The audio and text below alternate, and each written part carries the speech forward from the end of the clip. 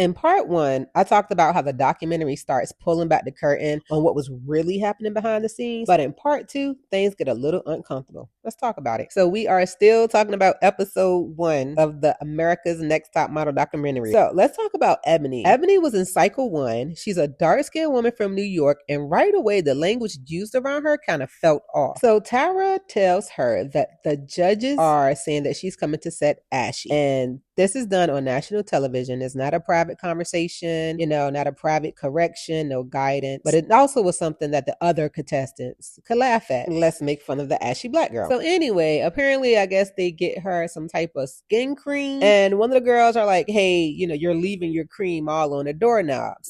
So it's really like a humiliation ritual. All of this stuff is on camera. And Ebony, you can't react because then you're the angry black woman. So she's just taking it in stride. Then there was her hair. So Ebony had like this cute shortcut with a little bit of hair in the front, real, New York, Harlem, snazzy. And instead of bringing in professionals who actually understood her hair texture, they brought in people who clearly didn't, which resulted in bald spots. And then she was criticized for how she looked afterwards, after what they did to her. That really bothered me because the damage wasn't her fault. They were joking her hair. Like, these are professionals. Why are you talking about this girl hair texture? Either you know how to do it or you don't. And seeing Kimora Lee call her harsh. I mean, she looked at her face and was like, oh, she looked harsh. And I just don't get it. Ma'am, weren't you married to somebody who looked like they could be related to her? Like, it was so weird. And it felt like Ebony was being turned into a lesson instead of being treated like a contestant. What stood out to me wasn't the criticism. It was the lack of protection. Thankfully, Ebony mentioned that her grandmother had taught her that she was black and beautiful from the very beginning because the environment she was placed in did not reinforce that at all. Then there was a moment where Ebony's sexual preference was read out loud from her application. I don't understand why that needed to be shared publicly or why that was even relevant. Then there's Janice Dickinson. Her comments were a lot, calling the girls names like bitches and making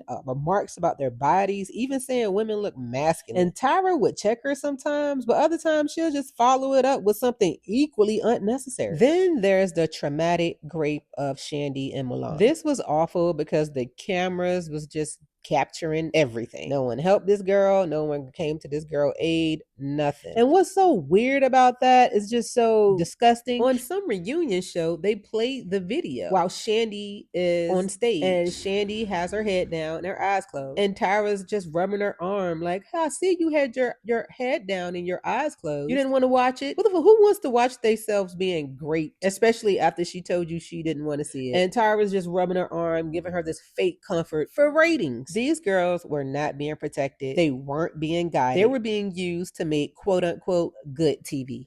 And I know reality TV was different back then. I thought it was wrong back then too. But seeing it laid out like this is very uncomfortable. We did not know Tyra had nothing to do with these girls. The show was supposed to give these women a head start in the modeling industry. Instead, many of them walked away embarrassed, exposed, traumatized, or hurt.